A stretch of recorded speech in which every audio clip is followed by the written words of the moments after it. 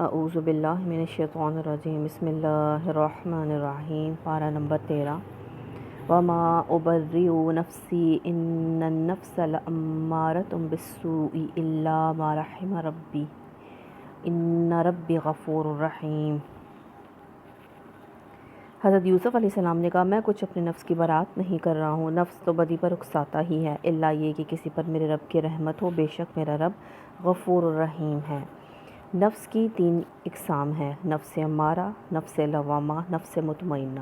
نفس امارہ جو ہے وہ گناہوں پر ابھارتا ہے، نفس لوامہ جب انسان گناہ کر بیٹھتا ہے تو وہ ملامت کرتا ہے، یعنی کہ انسان کو ملامت کرتا رہتا ہے اس کے گناہوں پر۔ نفس مطمئنہ جو ہوتا ہے، نفس مطمئنہ انسان کو جو ہے نیکی پر جو ہے وہ لگا دیتا ہے، اور اس سے صرف جس کا نفس مطمئنہ بن جاتا ہے اس سے صرف نیکیاں ہی ہوتی رہتی ہیں۔ بادشاہ نے کہا، اور نفس کی شرارتوں سے صرف وہی بچتا ہے جس پر اللہ کی رحمت ہو۔ بادشاہ نے کہا، انہیں میرے پاس لاؤ تاکہ میں ان کو اپنے لیے مخصوص کروں۔ جب یوسف علیہ السلام نے اس سے گفتگو کی تو اس نے کہا، اب آپ ہمارے ہاں قدر و منزلت رکھتے ہیں، آپ کی امانت پر پورا بھروسہ ہے، یعنی کہ آپ کے کام پر، علم پر۔ یوسف علیہ السلام نے کہا، ملک کے خزانے میرے سپرد کر دیجئے، میں حفاظت کرنے والا بھی ہوں اور علم بھی رکھتا ہوں۔ تو اس سے کیا پتہ چلا، سچائی جو ہے اپنے آپ کو منوا کر رہتی ہے، سچائی جو ہے کبھی نہ کبھی جو ہے سامنے آ کر ہی رہتی ہے، چاہے وقت درکار ہو لیکن سچائی سامنے آتی ہے۔ اس طرح ہم نے اس سرزمین میں یوسف علیہ السلام کے لیے اقتدار کی راہ ہموار کی، وہ مختار تھا کہ اس میں جہاں جائے اپنی جگہ بنائے۔ ہم اپنی رحمت سے جس کو چاہتے ہیں نوازتے ہیں، نیک لوگوں کا اجر ہمارے ہاں مارا نہیں جاتا، آخرت کا اجر ان لوگوں کے لیے زیادہ بہتر ہے جو ایمان لے آئے اور خدا ترسی کے ساتھ کام کرتے رہے، جنہوں نے تقوی اختیار کیا۔ یوسف علیہ السلام کے بھائی مصر آئے اور ان کے ہاں حاضر ہوئے۔ کس کے ہاں؟ حضرت یوسف علیہ السلام کے پاس آئے۔ شام، فلسطین، مصر میں جب قحط پڑ گیا تو ان کے بھائی غلہ لینے آئے مصر میں، کیونکہ حضرت یوسف علیہ السلام کے کہنے پر انہوں نے غلہ سٹور کیا ہوا تھا، کہیں سے نہیں مل رہا تھا، بس مصر سے مل رہا تھا۔ مگر جب اس نے ان کا سامان تیار کروا دیا، اس نے یعنی کہ یوسف علیہ السلام نے انہیں پہچان لیا، مگر وہ اس سے ناآشنا تھے، یعنی کہ ان کے بھائی یوسف علیہ السلام کو نہ پہچان سکے۔ مگر جب اس نے ان کا سامان تیار کروا دیا تو چلتے وقت ان سے کہا، اپنے سوتیلے بھائی کو میرے پاس لانا، یعنی کہ بنیامین، دیکھتے نہیں ہو کہ میں کس طرح پیمانے بھر کر دیتا ہوں۔ اور کہا جاتا ہے کہ یوسف علیہ السلام نے اس بنا پر یہ بات فرمائی گئی ہوگی کہ قحط کی وجہ سے مصر میں غلے پر کنٹرول ان کا تھا اور غلہ لینے کے لیے 10 بھائی آئے تھے، مگر اپنے والد اپنے 11ویں بھائی کا حصہ بھی مانگتے ہوں گے۔ تو یوسف علیہ السلام نے کہا، تمہارے والد تو بوڑھے ہیں، ان کا تو عذر سمجھ میں آتا، لیکن بھائی تو تمہارا جو ہے وہ صحیح ہے، اس کو اپنے ساتھ لے کر آؤ گے تو اس کے حصے کا غلہ ملے گا، ورنہ یہاں پہ میرے قریب نہ بھٹکنا۔ انہوں نے کہا، ہم کوشش کریں گے کہ والد صاحب اسے بھیجنے پر راضی ہو جائے، ہم ایسا ضرور کریں گے۔ یوسف علیہ السلام نے اپنے غلاموں کو اشارہ کیا کہ ان لوگوں نے غلے کے عوض جو مال دیا ہے نا وہ چپکے سے ان کے سامان میں رکھ دو، یعنی کہ یہ حکمت تھی کوئی۔ یوسف علیہ السلام نے اس امید پر کیا کہ گھر پہنچ کر وہ اپنا واپس پایا ہوا مال پہچان جائیں گے یا اس فیاضی پر احسان مند ہوں گے اور عجب نہیں کہ پھر پلٹیں۔ جب وہ اپنے باپ کے پاس گئے تو کہا، ابا جان، آئندہ ہم کو غلہ دینے سے انکار کر دیا گیا، لہٰذا آپ ہمارے بھائی کو ہمارے ساتھ بھیج دیجیے تاکہ ہم غلہ لے کر آئیں، اس کی حفاظت کے ہم ذمہ دار ہیں۔ باپ نے جواب دیا، کیا میں اس کے معاملے میں تم پر ویسے ہی بھروسہ کروں جیسا اس سے پہلے اس کے بھائی کے معاملے میں کر چکا ہوں؟ اللہ ہی بہتر محافظ ہے اور سب سے بڑھ کر رحم فرمانے والا ہے۔ پھر جب انہوں نے اپنا سامان کھولا تو دیکھا تو ان کا مال بھی جو ہے انہیں واپس کر دیا گیا ہے۔ یہ دیکھ کر وہ پکار اٹھے، ابا جان، ہمیں کیا چاہیے، دیکھیے یہ ہمارا مال بھی ہمیں واپس دے دیا گیا ہے، بس اب ہم جائیں گے اور اپنے اہل و عیال کے لیے رزق لے کر آئیں گے، اپنے بھائی کی حفاظت بھی کریں گے اور ایک بار شتر زیادہ بھی لے آئیں گے، یعنی کہ ایک بار شتر 1 اونٹ کے بوجھ بھر غلہ، یعنی 1 اونٹ جتنا غلہ، اتنے غلے کا اضافہ آسانی کے ساتھ ہو جائے گا۔ ان کے باپ نے کہا، میں اس کو ہرگز تمہارے ساتھ نہ بھیجوں گا جب تک کہ تم اللہ کے نام سے مجھ کو پیمان نہ دے دو، یعنی کہ اللہ کی قسم کھا کر جو ہے مجھ سے وعدہ نہ لے لو کہ ہم اس سے واپس ضرور لے کر آئیں گے۔ کس کو؟ بنیامین کو، الا یہ کہ تم گھیر ہی لیے جاؤ۔ جب انہوں نے اس کو اپنے اپنے پیمان دے دیے تو اس نے کہا، دیکھو ہمارے اس قول پر اللہ گواہ ہے۔ پھر اس نے کہا، میرے بچوں، مصر کے دارالسلطنت میں ایک دروازے سے داخل نہ ہونا بلکہ مختلف دروازوں سے جانا۔ اب یہ اپنے بچوں کو جو ہیں وہ کیا کہہ رہے ہیں کہ ایک دروازے سے نہ جانا، مختلف دروازوں سے جانا، کیونکہ یہ جتھا تھا، یہ 10 جتنے ایک ہی جو ہے شہر میں ایک دروازے سے جاتے تو شہر والے یہ نہ سمجھتے کہ برے ارادے سے آئے ہیں، چوری کرنا چاہتے ہیں، ڈاکہ ڈالنا چاہتے ہیں، اس لیے جو ہے یہ سارے اکٹھے ہو کر آئے ہیں۔ اور اس لیے بھی کہ تم لڑکوں کو، یعنی کہ تم سارے بیٹے ہی ہو تو تم کو نظر نہ لگ جائے۔ نبی صلی اللہ علیہ وسلم نے فرمایا نظر لگنا حق ہے، اگر کوئی تقدیر پر سبقت کرتی تو وہ نظر کرتی۔ نظر بد آدمی کو قبر میں، اونٹ کو ہانڈی میں منتقل کر دیتی ہے۔ سلمہ رضی اللہ تعالیٰ عنہ سے مروی ہے کہ نبی صلی اللہ علیہ وسلم نے ان کے گھر ایک لڑکی کے کالے دھبے جو ہے چہرے پر دیکھے، آپ نے فرمایا اسے دم کرو، اسے نظر جو ہے وہ لگی ہے۔ تو جب انسان کو محسوس ہو کہ نظر لگے، پہلے تو انسان صبح شام کے اذکار پڑھے، سورہ فلق سورہ ناس پڑھے، اور پھر جب انسان کو محسوس ہو کہ نظر جو ہے وہ لگی ہے تو پھر کیا کرے انسان، سورہ قلم کی آخری 2 آیات جو ہے وہ پڑھ لیا کرے۔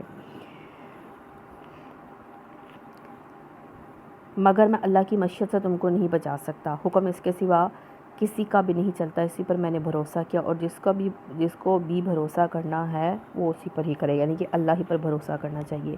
اب انہوں نے کہا کہ اب یہ بتایا جا رہا ہے کہ تدبیر انہوں نے کر لی، تدبیر کرنے کے بعد بھی اگر انسان تدبیر کر کے توکل اللہ پہ کرے، اور اگر پھر بھی برا ہو تو پھر انسان جو ہے اللہ سے گلہ شکوہ نہ کرے، کیونکہ اس میں انسان کی ہے کہ تدبیر بھی کر لی، اپنی طرف سے ہر چیز کا صحیح معاملہ بھی کر لیا، لیکن بھروسہ بھی اللہ پر کر لیا، لیکن پھر بھی غلط ہو گیا، تو اس میں حکمت ہوتی ہے۔ واقعہ یہی ہوا کہ جب اپنے باپ کی ہدایت کے مطابق شہر میں متفرق دروازوں سے جو ہے وہ داخل ہوئے تو اس کی یہ احتیاطی تدبیر اللہ کی مشیت کے مقابلے میں کچھ بھی کام نہ سکی۔ ہاں بس یعقوب علیہ السلام کے دل میں جو کھٹک تھی نا، اسے دور کرنے کے لیے اپنی سی کوشش کر لی۔ بے شک وہ ہماری دی ہوئی تعلیم سے صاحب علم تھا، مگر اکثر لوگ معاملے کی حقیقت کو جانتے نہیں ہیں۔ یہ لوگ یوسف علیہ السلام کے حضور پہنچے تو اس نے اپنے بھائی کو اپنے پاس الگ بلا لیا، اسے بتا دیا، یعنی کہ یوسف علیہ السلام نے بنیامین کو اپنے پاس بلایا، اور ان کے پیچھے جو ہیں ستیلے بھائیوں نے ان سے کیا بد سلوکیاں کی۔ یوسف علیہ السلام نے اپنے بھائی کو تسلی دی کہ اب تم میرے پاس آ کر میرے پاس ہی رہو گے، ان ظالموں کے پنجے میں تم کو دوبارہ نہیں بھیجوں گا۔ تو اب ہو سکتا ہے کہ اب انہوں نے آپس میں مل کر جو ہے اسی وقت جو ہے تدبیر کی ہو بنیامین کو جو ہے وہ رکھنے کی، بنیامین اور یوسف علیہ السلام نے مل کے جو تدبیر کی ہو۔ جو کھو گیا اب تو ان باتوں کا غم نہ کر جو یہ لوگ کرتے رہے ہیں۔ جب یوسف علیہ السلام ان بھائیوں کا سامان لدوانے لگا تو اس نے اپنے بھائی کے سامان میں اپنا پیالہ رکھ دیا، پھر ایک پکارنے والے نے پکار کر کہا اے قافلے والو، تم لوگ چور ہو۔ انہوں نے پلٹ کر پوچھا تمہاری کیا چیز کھو گئی ہے؟ سرکاری ملازموں نے کہا بادشاہ کا پیمانہ ہم کو نہیں ملتا، اور جو شخص لا کر دے گا اس کے لیے ایک بارش اتر انعام ہے، اس کا میں ذمہ لیتا ہوں۔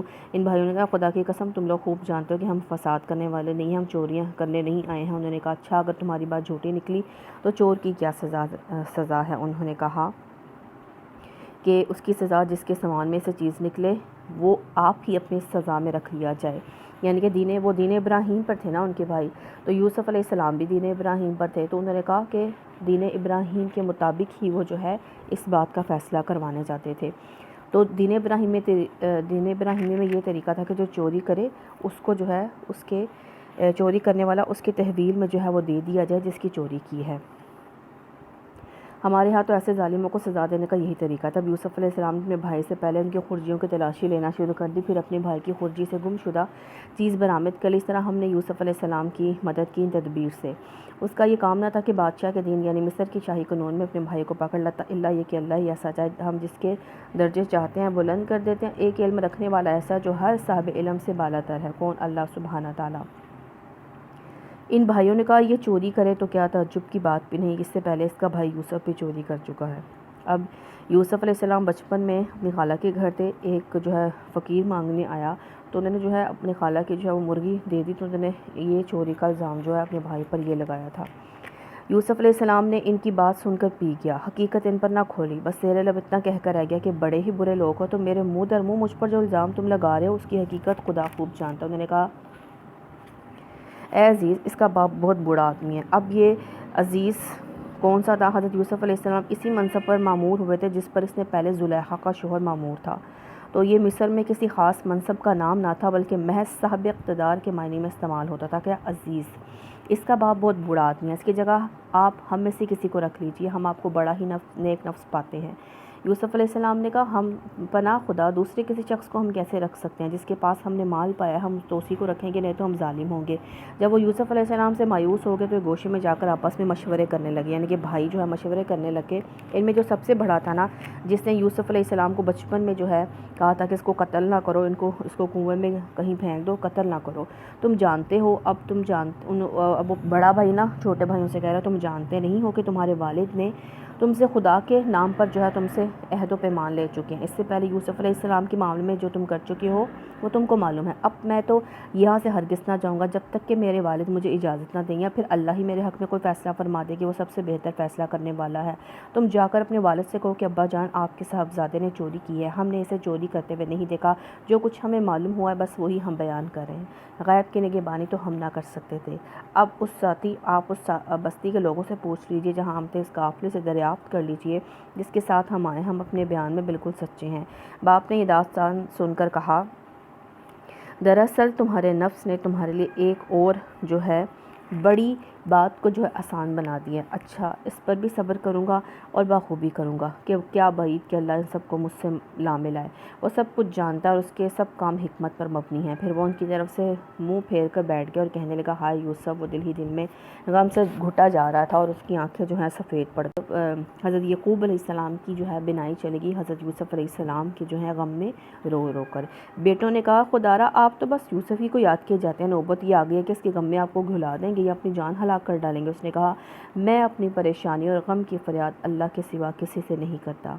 حضرت عمر رضی اللہ تعالیٰ عنہ یہ صورت پڑھتے اور اس آیت کو جب پڑھتے تو آپ کی ہچکیاں جو ہیں وہ آپ ہچکیاں سنی جاتی تھیں مسجد میں، آپ ہچکیوں سے روتے تھے اس آیت کو پڑھ کے کہ اب میں اپنی پریشانی اور اپنی غم کی فریاد جو ہے اللہ سبحانہ تعالیٰ کے سوا کسی سے نہیں کرتا۔ اب اس میں وہ حضرت یعقوب علیہ السلام نے وہ بھی کیا کہا ہے، شکوہ شکایت کے بغیر انہوں نے کہا میں صبر کروں گا۔ روئیں کس کے آگے؟ اللہ کے سامنے۔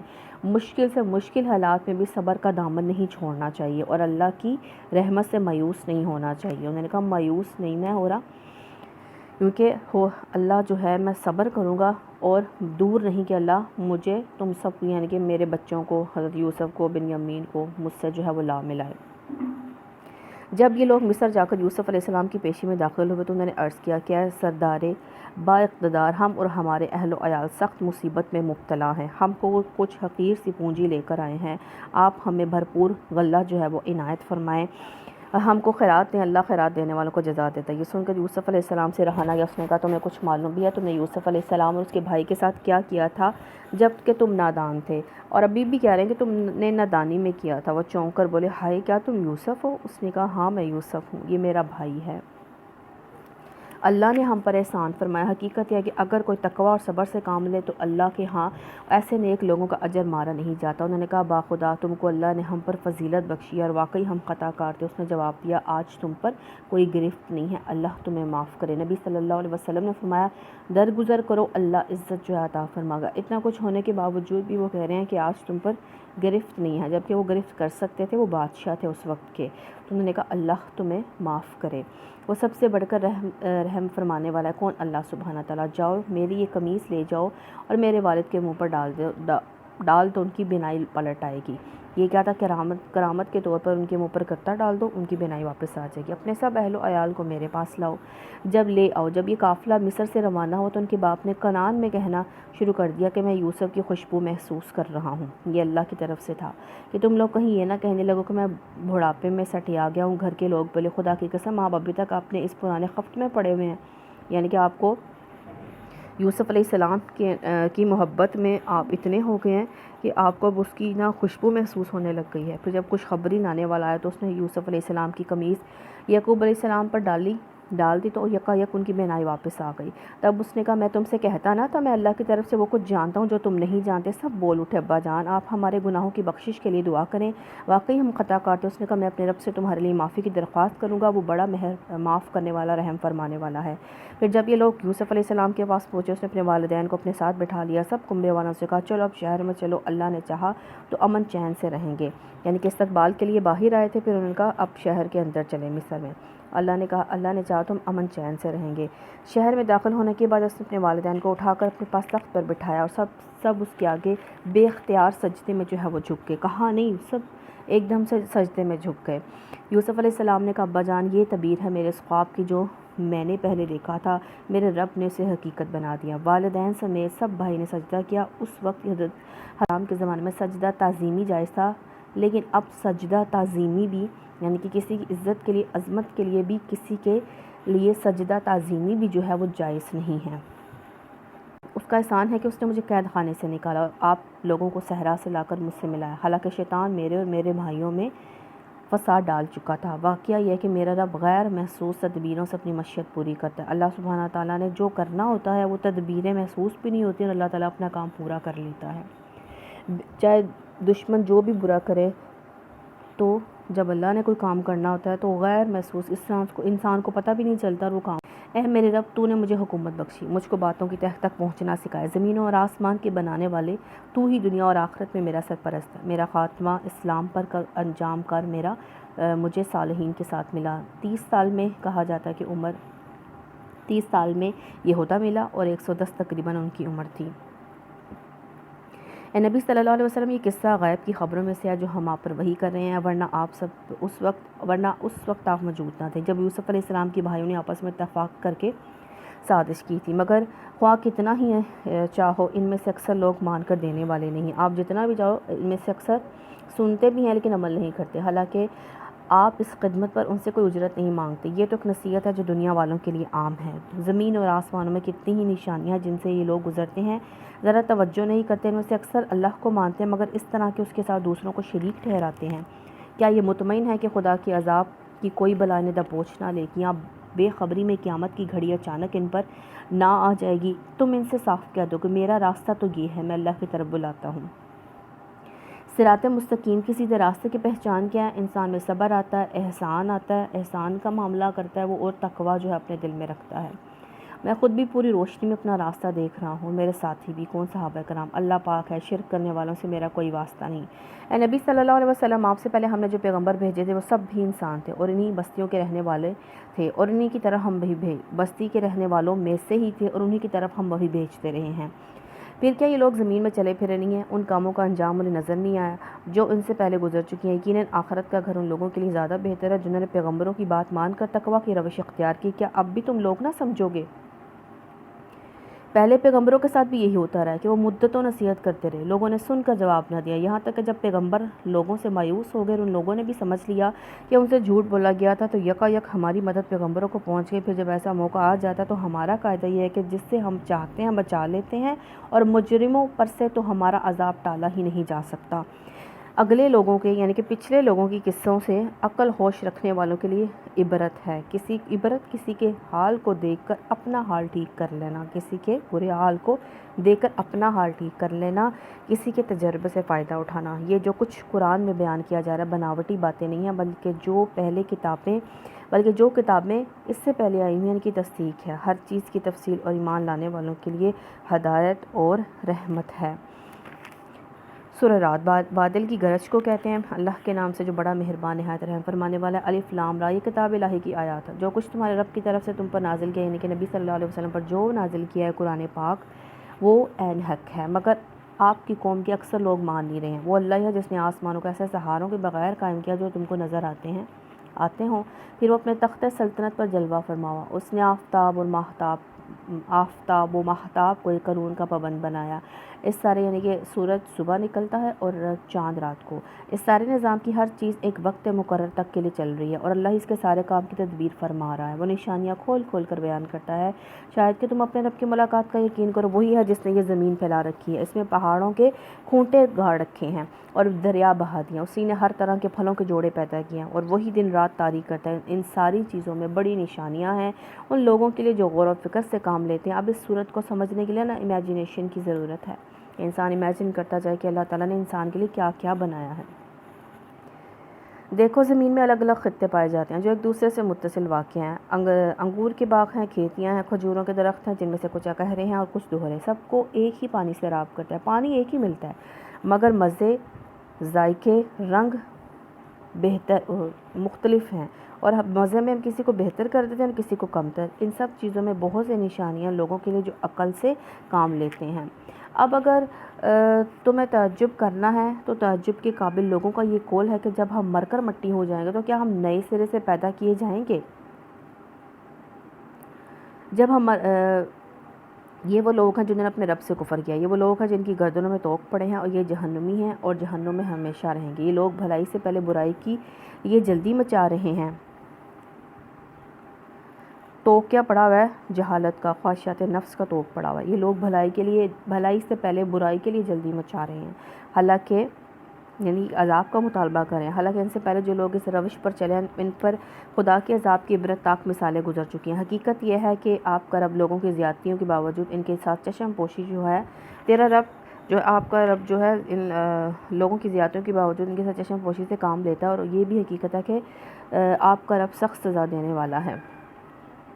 یہ لوگ جنہوں نے آپ کی بات ماننے سے انکار کرتے کہتے ہیں کہ اس شخص پر اس کے رب کی طرف سے کوئی نشانی کیوں نہ اتری، یعنی کہ آپ صلی اللہ علیہ وسلم پر. آپ تو محض خبردار کرنے والے ہو اور ہر قوم کے لیے ایک رہنما ہیں. اللہ ایک حاملہ کے پیٹ سے بھی خوب واقف ہے.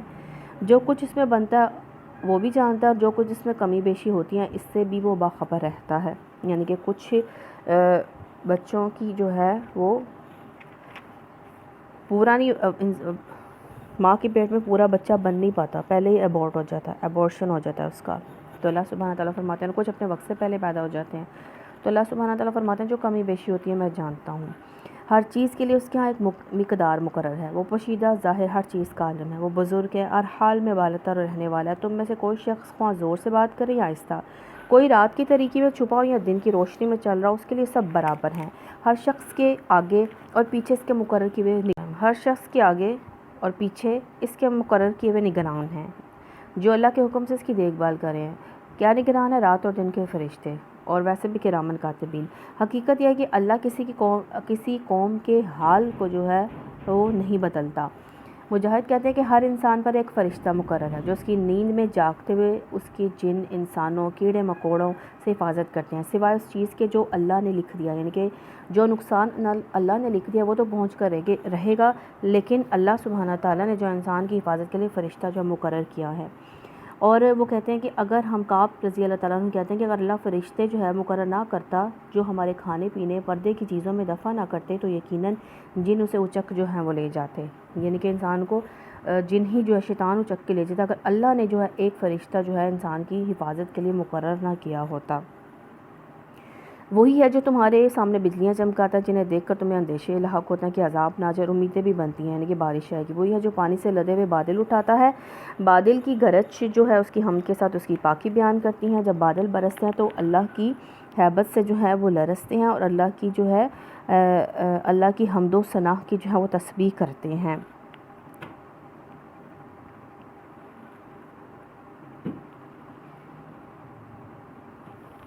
نبی صلی اللہ علیہ وسلم جب بادل آتے تو آپ گھبرا جاتے. تو حضرت عائشہ رضی اللہ تعالیٰ عنہ فرماتی ہیں کہ لوگ تو بہت خوش ہوتے ہیں. تو آپ نے فرمایا پہلے لوگوں پر جو ہے ایک قوم پر عذاب جو ہے بادل سے جو ہے وہ آیا تھا.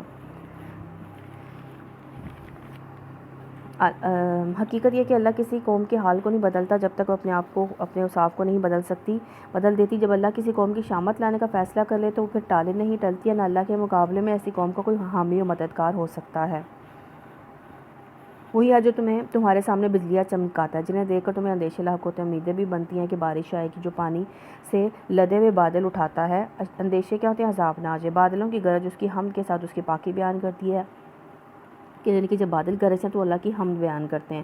فرشتے اس کی ہیبت سے لرزتے ہوئے اس کی تسبیح کرتے ہیں. وہ کڑکتی ہوئی بجلیوں کو بھیجتا ہے اور بسا اوقات انہیں جس پر چاہتا ہے عین اس حالت میں گرا دیتا ہے جب کہ لوگ اللہ کے بارے میں جھگڑے ہوتے ہیں. فی الواقعہ اس کی تدبیر بڑی زبردست ہے. اسی کو پکارنا برحق ہے. رہیں وہ دوسری ہستیاں جنہیں چھوڑ کر یہ پکارتے ہیں، اللہ کو چھوڑ کر یہ لوگوں کو پکارتے ہیں، نہ ان کی دعاؤں کو جواب دے سکتی ہیں. انہیں پکارنا تو ایسا جیسے کوئی شخص پانی کی طرف ہاتھ پھیلا کر اس سے درخواست کرے کہ میرے منہ تک پہنچ پہنچ جا۔ حالانکہ پانی اس تک پہنچنے والا نہیں، بس اسی طرح کافروں کی دعائیں بھی کچھ نہیں ہیں مگر ایک تیر بے ہدف، وہ تو اللہ ہی ہے جس کو زمین و آسمان کی ہر چیز جو ہے خوشی خوشی سجدہ کر رہی ہے۔ سب چیزوں کے سائے صبح شام جو ہے اس کے آگے جھکتے ہیں۔ ان سے پوچھو آسمان اور زمین کا رب کون ہے؟ کہو اللہ۔ پھر ان سے کہو جب حقیقت یہ ہے تو کیا تم اسے چھوڑ کر دوسرے ایسے معبودوں کو اپنا کارساز ٹھہرا لیا جو خود اپنے لیے کبھی کسی نفع نقصان کا اختیار نہیں رکھتے؟ کہو کیا اندھا آنکھوں والا برابر ہو سکتا ہے؟ کیا روشنی تاریکیاں یکساں ہوتی ہیں؟ اگر ایسا نہیں تو کیا ان کے ٹھہرائے ہوئے شریکوں میں بھی اللہ کی طرح کچھ پیدا کیا ہے؟ اس کی وجہ سے ان پر تخلیق کا معاملہ مشتبہ ہو گیا ہے۔ کیا کہو ہر چیز کا خالق سے صرف اللہ ہے اور وہ یکتا ہے، سب پر غالب ہے۔ اللہ نے آسمان سے پانی برسایا، ہر ندی نالا اپنے ظرف کے مطابق اسے لے کر جو ہے چل نکلا، پھر جب سیلاب اٹھا تو سطح پر جھاگ بھی آ گئے۔ ایسے ہی جھاگ ان دھاتوں پر بھی اٹھتے ہیں جنہیں زیور برتن وغیرہ بنانے کے لیے لوہا پگھلایا کرتے ہیں۔ اسی مثال سے اللہ حق باطل کے معاملے کو واضح کرتا ہے۔ اللہ تعالیٰ نے اس کو جب مومن قرآن پاک کو سنتے ہیں نا تو یہ بارش کی طرح برستا ہے مومنوں کے دلوں پر، جو ہدایت لینا چاہتے ہیں نا ان کے علم میں بھی اضافہ ہوتا ہے۔ اور جو سیلاب اٹھا سطح پر جھاگ آ گئی تو جو دل میں خیالات توہمات ہوتے ہیں نا وہ بھی جو ہیں وہ نکل جاتے ہیں، جھاگ کو سیپریٹ کر دیتے ہیں۔ جب دھاتوں کو تانبے پیتل سونا چاندی وغیرہ کو بناتے ہیں نا تو آگ پر تپایا جاتا ہے، تو اوپر جب جھاگ آتی ہے نا تو وہ ویسٹیج ہوتی ہے، اسے ویسٹ کر دیتے ہیں۔ تو جب انسان مومن کے دل پر جو ہے جب قرآن جب اترتا ہے، قرآن کا علم اترتا ہے تو وہ اس کے دل بھی جو ہے وہ صاف ہونے لگتے ہیں۔ اسی مثال سے اللہ تعالیٰ حق اور باطل کے معاملے کو واضح کرتا ہے۔ جو جھاگ ہے وہ اڑ جایا کرتا ہے اور جو چیز انسان کے لیے نفع مند ہے وہ زمین میں ٹھہر جاتی ہے۔ اس طرح اللہ مثالوں سے اپنی بات سمجھاتا ہے۔ جن لوگوں نے اپنے رب کی دعوت قبول کر لی ان کے لیے بھلائی ہے، اور جنہوں نے اسے قبول نہ کیا اگر وہ زمین کی ساری دولت کے بھی مالک ہوں اتنی ہی اور فراہم کر لیں تو خدا کی پکڑ سے بچنے کے لیے اس سب کو فدیے میں دے ڈالنے کے لیے تیار ہو جائیں گے۔ یہ وہ لوگ ہیں جن سے بری طرح حساب لیا جائے گا۔ حضرت عائشہ رضی اللہ تعالیٰ عنہ نے نبی صلی اللہ علیہ وسلم سے فرمایا کہ قیامت کے دن جس شخص کا حساب لیا جائے گا، حضرت عائشہ سے نبی صلی اللہ علیہ وسلم نے فرمایا کہ جس شخص سے حساب لیا جائے گا وہ تباہ ہوا۔ آپ نے فرمایا بس میں نے کہا کہ اللہ فرماتا ہے جس کے دائیں ہاتھ میں نامہ اعمال ہوگا اس کا حساب جلد آسان حساب لیا جائے گا۔ نبی صلی اللہ علیہ وسلم نے فرمایا یہ صرف پیشی ہوگی، اور جس کا حساب ہوا وہ مارا گیا۔ تو اللہ محاسبنا حساب یسیرا، ان کا ٹھکانہ جہنم ہے، بہت برا ٹھکانہ ہے۔ بھلا یہ کس طرح ممکن ہے کہ جو شخص تمہارے رب کی اس کتاب کو جو اس نے تم پر نازل کی ہے حق جانتا ہے، اور وہ شخص جو اس حقیقت کی طرف سے اندھا ہے، دونوں یکساں ہو جائیں؟ نصیحت و دانش مند لوگ ہی قبول کیا کرتے ہیں۔ ان کا طرز عمل یہ ہوتا ہے کہ اللہ کے ساتھ اپنے حد کو پورا کرتے ہیں، اسے مضبوط باندھنے کے بعد توڑ نہیں ڈالتے ہیں۔ ان کی یہ روش یہ ہوتی ہے کہ اللہ نے جن روابط کو برقرار رکھنے کا حکم دیا ہے وہ رکھتے ہیں، یعنی کہ صلہ رحمی کرتے ہیں، قطع رحمی نہیں کرتے ہیں، رشتہ داروں سے اچھا سلوک کرتے ہیں، انہیں برقرار رکھتے ہیں، اپنے رب سے ڈرتے ہیں، اس بات کا خوف رکھتے ہیں کہ کہیں ان سے بری طرح حساب نہ لیا جائے۔ ان کا حال یہ ہوتا ہے کہ اپنے رب کی رضا کے لیے صبر سے کام لیتے ہیں۔ نبی صلی اللہ علیہ وسلم نے فرمایا صلہ رحمی کرنے والا وہ نہیں جو بھلائی کا بدلہ بھلائی سے دے، بلکہ وہ ہے اگر دوسرے سے برے سلوک سے قطع کرنے کی کوشش کریں تو وہ اچھا سلوک کرے، اسے جوڑنے کی جو ہے وہ کوشش کرے۔ اور ان کا حال یہ ہوتا ہے کہ اپنے رب کی رضا کے لیے جو ہے لوگ یہ کام کرتے ہیں۔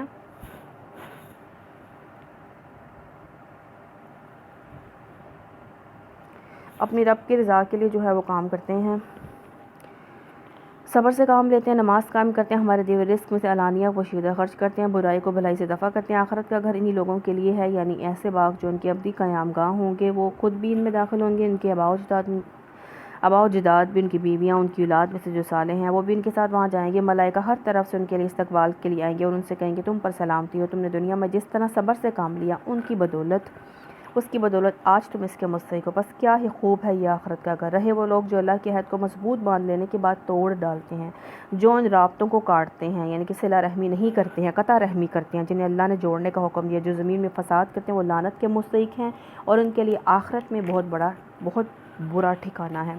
اللہ جس کو چاہتا ہے رزق کی فراخی بخشتا ہے اور جسے چاہتا ہے ناپتلا رزق دیتا ہے۔ یہ لوگ دنیاوی زندگی میں مگن ہیں، حالانکہ دنیا کی زندگی آخرت کے مقابلے میں ایک متاع قلیل کے سوا کچھ بھی نہیں۔ نبی صلی اللہ علیہ وسلم نے فرمایا دنیا کی زندگی آخرت کے مقابلے میں اس طرح جیسے کہ کوئی شخص اپنی انگلی سمندر میں ڈال کر نکالے تو دیکھے سمندر کے پانی کے مقابلے میں اس کی انگلی میں کتنا پانی ہے۔ یہ لوگ جنہوں نے رسالت محمدی کو ماننے سے انکار کر دیا صلی اللہ علیہ وسلم، کہتے ہیں اس شخص پر اس کے رب کی طرف سے کوئی نشانی کیوں نہ اتری کہ اللہ جسے چاہتا ہے گمراہ کرتا ہے، اپنی طرف سے آنے کا راستہ اسی کو دکھاتا ہے جو اس کی طرف سے رجوع کرے۔ ایسے ہی لوگ ہیں وہ جنہوں نے اپنی نبی صلی اللہ علیہ وسلم کی دعوت کو مان لیا ہے اور ان کے دلوں کو اللہ کی یاد سے اطمینان نصیب ہوتا ہے۔ خبردار رہو الذین آمنوا وتطمئن قلوبہم بذکر اللہ، الا بذکر اللہ تطمئن القلوب۔ خبردار رہو، اللہ کی یاد ہی وہی چیز ہے جس سے دلوں کو اطمینان نصیب ہوا کرتا ہے۔ پھر جن لوگوں نے دعوت حق کو مانا، نیک عمل کیے، خوش نصیب ہے اور ان کے لیے اچھا انجام ہے۔ اے نبی صلی اللہ علیہ وسلم، اس شان سے ہم نے آپ کو رسول بنا کر بھیجا ایک ایسی قوم میں جس میں پہلے سے بہت سی قومیں گزر چکی ہیں، تاکہ آپ ان لوگوں کو پیغام سناؤ جو ہم نے آپ پر نازل کیا، اس حال میں کہ یہ اپنے نہایت مہربان اللہ کے کافر بنے ہوئے ہیں۔ ان سے کہو کہ وہی میرا رب ہے، اس کے سوا کوئی معبود نہیں، اسی پر میں نے بھروسہ کیا۔ کیا ہوتا کہ اگر کوئی ایسا قرآن اتار دیا جاتا جس کے زور سے پہاڑ چلنے لگتے یا زمین شق ہو جاتی یا مردے قبروں سے نکل کر بولنے لگتے۔ اس طرح کی نشانیاں دکھانا مشکل نہیں، بلکہ سارا اختیار اللہ ہی کے ہاتھ میں ہے۔ پھر کیا اہل ایمان ابھی تک کفار کی طلب کے جواب میں کسی نشانی کے ظہور کی آس لگائے بیٹھے ہیں، اور یہ جان کر مایوس نہیں ہوگے کہ اگر اللہ چاہتا تو سارے انسانوں کو ہدایت دیتا۔ جن لوگوں نے اللہ کے ساتھ کفر کا رویہ اختیار کر رکھا ہے، یعنی کہ یہ جتنی نشانیاں بھی ان کے سامنے دکھاؤ گے، انہوں نے نہیں مانا تو نہیں مانیں گے۔ اگر اللہ چاہتا تو یہ سارے ہی مان لے آتے۔ ان پر ان کے کرتوتوں کی وجہ سے کوئی نہ کوئی آفت آتی رہتی ہے، کس پر؟ جو اللہ کی نہیں مانتے ہیں یا ان کے گھر کے قریب کہیں نازل ہوتی ہے۔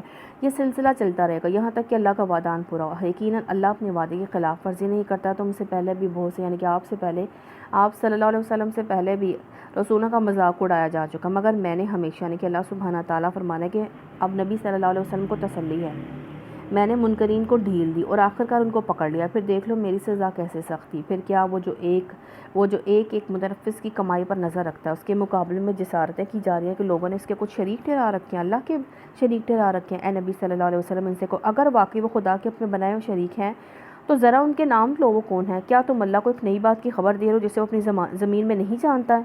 تم لوگ بس یوں ہی جو منہ میں آتا کہہ ڈالتے ہیں، یعنی کہ بات کرنے سے پہلے سوچنا چاہیے۔ حقیقت یہ ہے کہ جن لوگوں نے دعوت حق کو ماننے سے انکار کر دیا، ان کے لیے ان کی مکاریاں خوشنما بنا دی گئی ہیں، وہ راہ راست سے روک دیے گئے ہیں۔ پھر جس کو اللہ گمراہی میں پھینکے، اس سے کوئی راہ دکھانے والا نہیں ہے۔ اللہ نہیں پھینکتا، انسان اپنے لیے خود گمراہی کا راستہ چوز کرتا ہے۔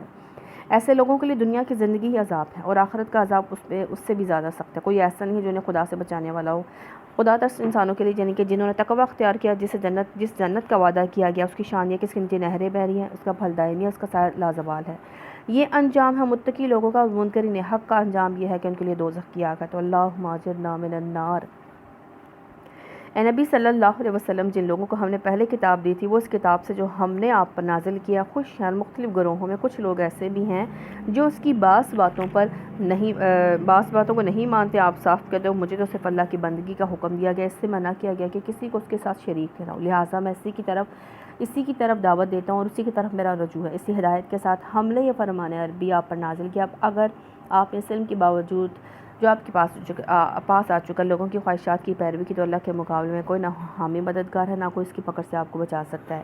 آپ کو مخاطب کر کے ہمیں کہا جا رہا ہے کہ قرآن کے علم آنے کے بعد اپنی خواہشات کی پیروی نہ کرنا، جو اللہ نے کہا وہی کرنا۔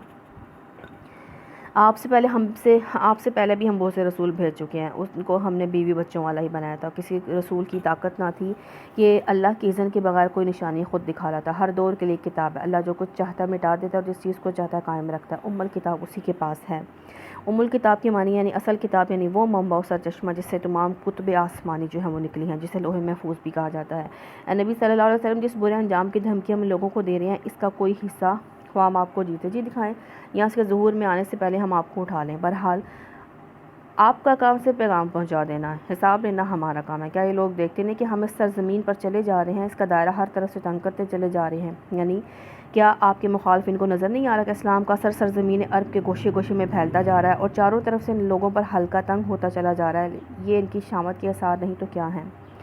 اللہ حکومت کر رہا ہے، کوئی اس کے فیصلوں پر نظر ثانی کرنے والا نہیں ہے اور اسے حساب لیتے کچھ دیر نہیں لگتی۔ تو اللہم حاسبنا حسابا یسیرا، ان سے پہلے لوگ گزرے ہیں، وہ بڑی بڑی چالیں چل چکے ہیں، مگر اصل فیصلہ کن تدبیر اللہ ہی کی ہوتی ہے۔ وہ جانتا ہے کہ کون کیا کمائی کر رہا ہے اور وہ دے، اور ان قریب منکرین دیکھ لیں گے کس کا انجام بخیر ہوتا ہے۔ منکرین کہتے ہیں کہ آپ خدا کے بھیجے ہوئے نہیں، کہو میرے اور تمہارے درمیان اللہ ہی کافی ہے۔ اور پھر اس شخص کی گواہی جو کتب آسمانی کان میں رکھتے ہو، اہل کتاب بھی جانتے ہیں کہ آپ صلی اللہ علیہ وسلم آخری نبی ہیں اور اللہ کے رسول ہیں۔ سورہ ابراہیم اللہ کے نام سے جو بڑا مہربان نہایت رحم فرمانے والا ہے۔ الف لام را، محمد صلی اللہ علیہ وسلم ایک کتاب ہے جس کو ہم نے آپ کی طرف نازل کیا ہے تاکہ آپ لوگوں کو طریقوں سے نکال کر روشنی ملا۔ تو کون سی طریقیں؟ جہالت کی، ان کے رب کی توفیق سے اس خدا کے راستے پر جو زبردست اور اپنی ذات میں آپ محمود ہے، زمین اور آسمانوں کی ساری موجودات کا جو ہے مالک ہے، اور سخت تباہ کن جو ہے یہ کہا ہے نا کہ آپ جو ہے ان کو جو ہے قرآن کا علم دے۔ تو قرآن کا علم، دین کا علم اس لیے انسان سیکھے کہ ہم بہترین مسلمان جو ہیں وہ بن جائیں۔ سخت تباکن سزائے قبول حق سے انکار کرنے والوں کے لیے، جو دنیا کی زندگی کو آخرت پر ترجیح دیتے ہیں، جو اللہ کے راستے سے لوگوں کو روک رہے ہیں اور چاہتے ہیں کہ یہ راستہ ان کی خواہشات کے مطابق ہو جائے، یہ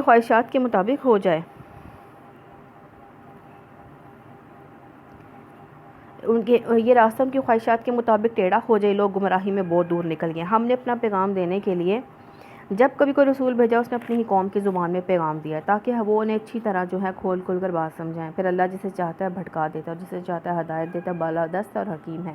ہم اس سے پہلے موسیٰ علیہ السلام کو بھی اپنی نشانیوں کے ساتھ بھیج چکے ہیں۔ اسے بھی ہم نے حکم کیا تھا کہ اپنی قوم کو تاریکیوں سے نکال کر روشنی میں لاؤ، اور تاریکی کون سی؟ شرک کی، جہالت کی، غفلت کی، اور انہیں طریقہ الہی کے سبق موز واقعات سنا کر نصیحت کر۔ ان واقعات میں بڑی نشانیاں ہر اس شخص کے لیے جو صبر اور شکر سے جو ہے وہ کام لیتا ہے۔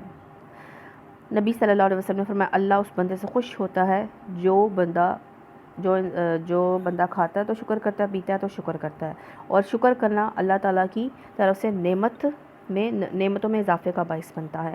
یاد کرو جب موسیٰ علیہ السلام نے اپنی قوم سے کہا، اللہ کے اس احسان کو یاد رکھو جو اس نے تم پر کیا ہے۔ اس نے تم کو فرعون والوں سے چھڑایا، تم کو سخت تکلیفیں دیتے تھے، تمہارے لڑکوں کو قتل کرتے، تمہاری لڑکیوں کو زندہ رکھتے تھے۔ اس میں تمہارے رب کی طرف سے تمہاری بڑی آزمائش تھی۔ یاد رکھو تمہارے رب نے خبردار کر دیا تھا کہ اگر شکر گزار بنو گے تم کو اور زیادہ نوازوں گا، اگر کفرانی نعمت کرو گے تو بڑی سخت جو ہے سزا ہے۔ موسیٰ علیہ السلام نے کہا، اگر تم کفر کرو، زمین کے سارے رہنے والے بھی کافر ہو جائے تو اللہ بے نیاز ہے، اپنی ذات میں آپ محمود ہیں۔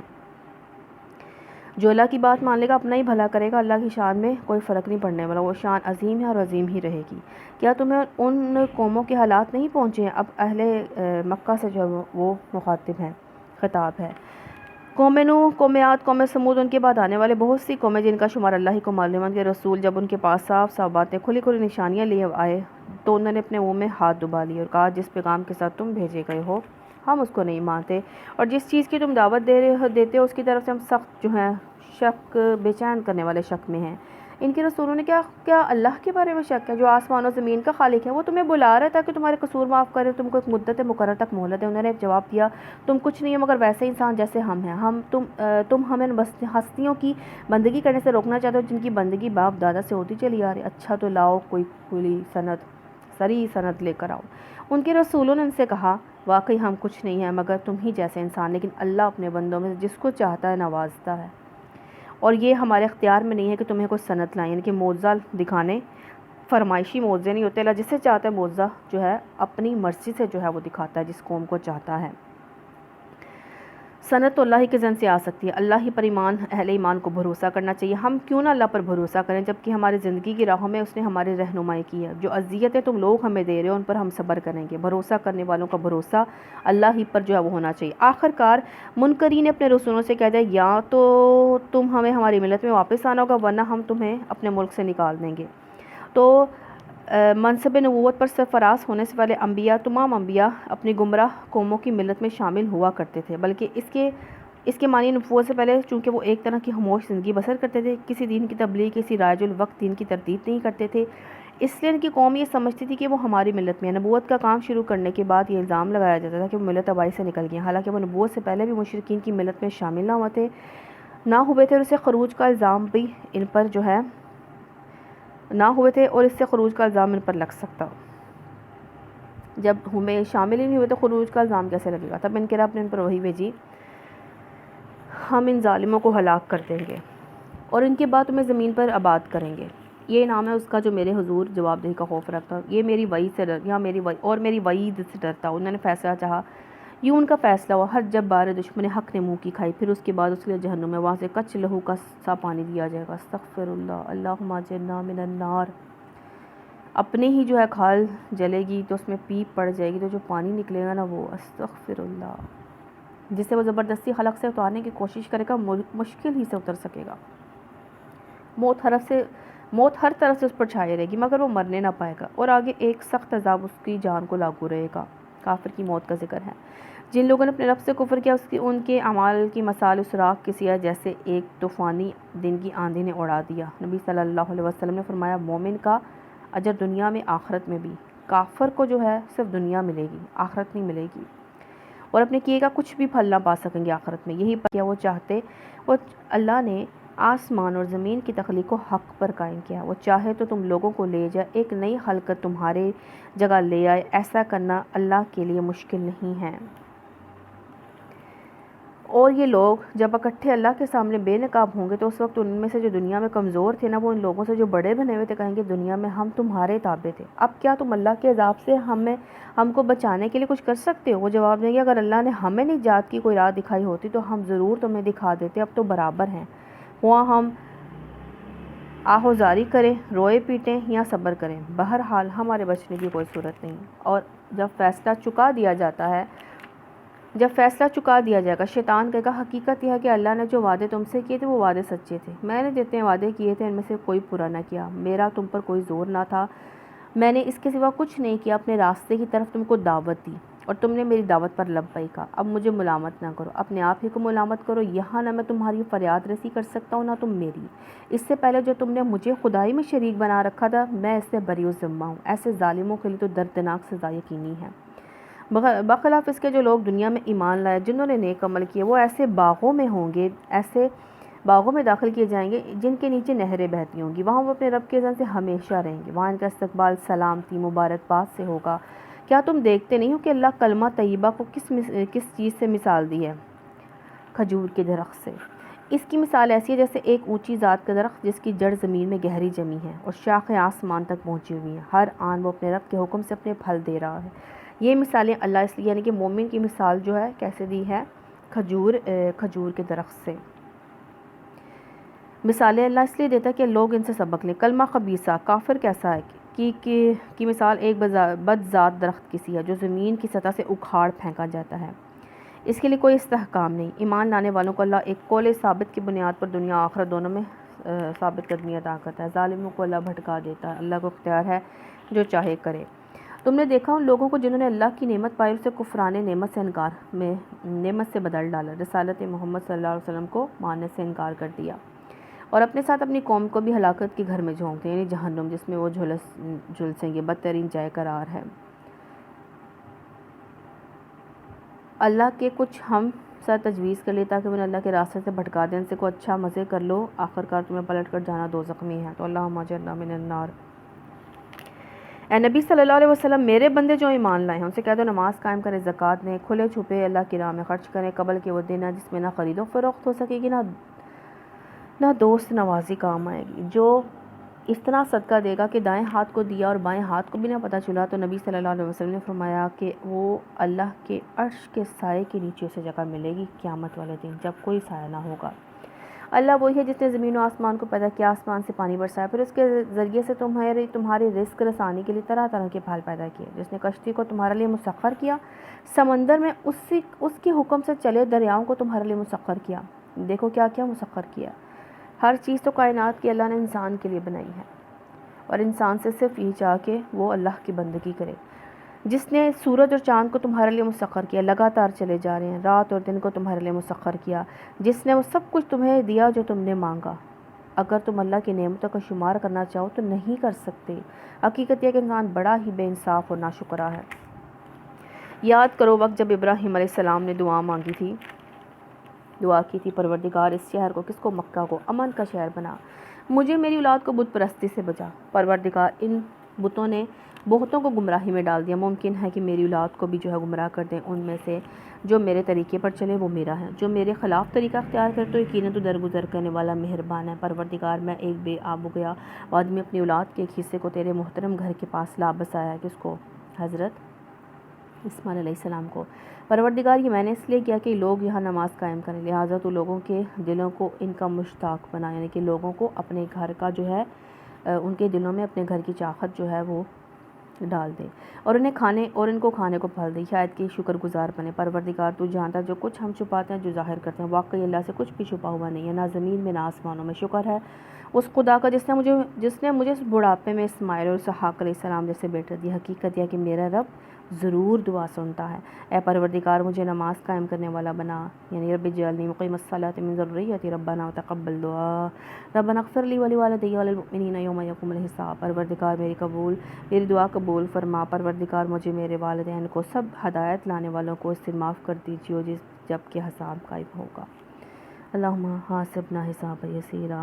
نبی صلی اللہ علیہ وسلم نے فرمایا اللہ کے ہاں کوئی چیز، کوئی عمل دعا سے بڑھ کر نہیں، جو اللہ سے نہیں مانگتا اس پر اللہ ناراض ہوتا ہے۔ اب یہ لوگ جو کچھ کر رہے ہیں اللہ کو تم اس سے غافل نہ سمجھو، اللہ تو انہیں ٹال رہا ہے، اس لیے اس دن کے لیے جب حال ہو کہ آنکھیں پھٹی کی پھٹی رہ جائیں گی، سر اٹھائے چلے جا رہے ہوں گے، نظریں اوپر جمی ہیں، دل اڑے جاتے ہیں۔ اے نبی اس دن سے تم انہیں ڈراؤ جب کہ عذاب انہیں آ لے گا۔ اس وقت یہ ظالم کہیں گے اے ہمارے رب ہمیں تھوڑی سی مہلت دے، ہم تیری دعوت کو لبیک کہیں گے۔ اے ہمارے رب ہمیں تھوڑی سی مہلت دے دے، ہم تیری دعوت کو لبیک کہیں گے، رسول کی پیروی کریں گے، مگر انہیں صاف جواب دیا جائے گا کیا تم وہی لوگ نہیں جو پہلے قسمیں کھا کر کہتے تھے کہ ہم پر تو کبھی زوال آنا ہی نہیں ہے، یعنی کہ جو ہم جیسے حالات میں ویسے ہی رہیں گے، عیش و عشرت میں رہیں گے اور جو مرضی کرتے رہیں گے۔ حالانکہ تم ان قوموں کی بستیوں میں رہ بس چکے تھے جنہوں نے اپنے اوپر ظلم کیا اور دیکھ چکے تھے کہ ان کے ساتھ ان سے کیا سلوک کیا، اور ان کی مثالیں دے دے کر ہم تمہیں سمجھا بھی چکے تھے۔ انہوں نے اپنی ساری ہی چالیں چل دیکھی، مگر ان کی ہر چال کا توڑ اللہ کے پاس تھا۔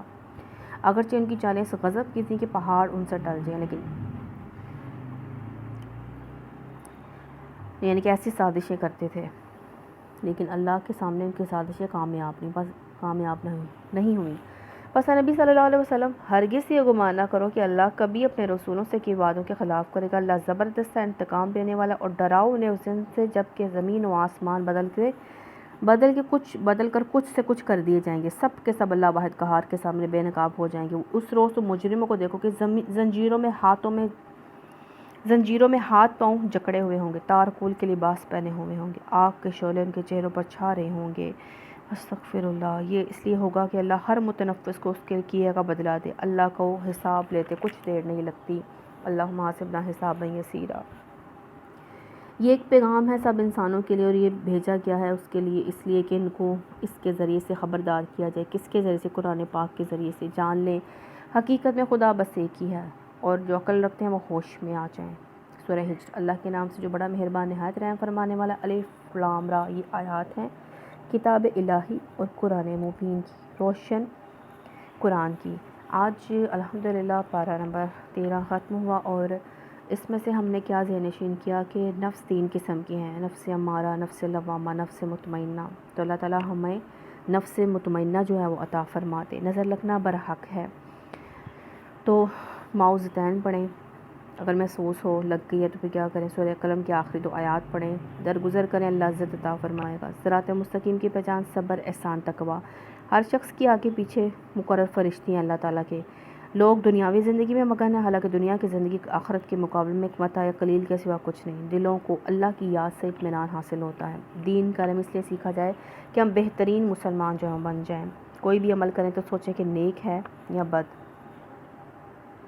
اگر موت اس پر آ گئی تو اللہ کی نافرمانی کرتے ہوئے موت آ گئی تو اللہ کے ہاں کوئی عمل دعا سے بڑھ کر نہیں، اور جو نہیں مانگتا اللہ اس سے ناراض جو ہے وہ ہوتا ہے۔ تو جو غلطی کوتاہی ہو اللہ ہمیں معاف فرمائے، ہمیں اس پر عمل جو ہے وہ کرنے کی توفیق عطا فرمائے۔ سبحانک اللہم و بحمدک، نشہد ان لا الہ الا انت، نستغفرک و نتوب الیک۔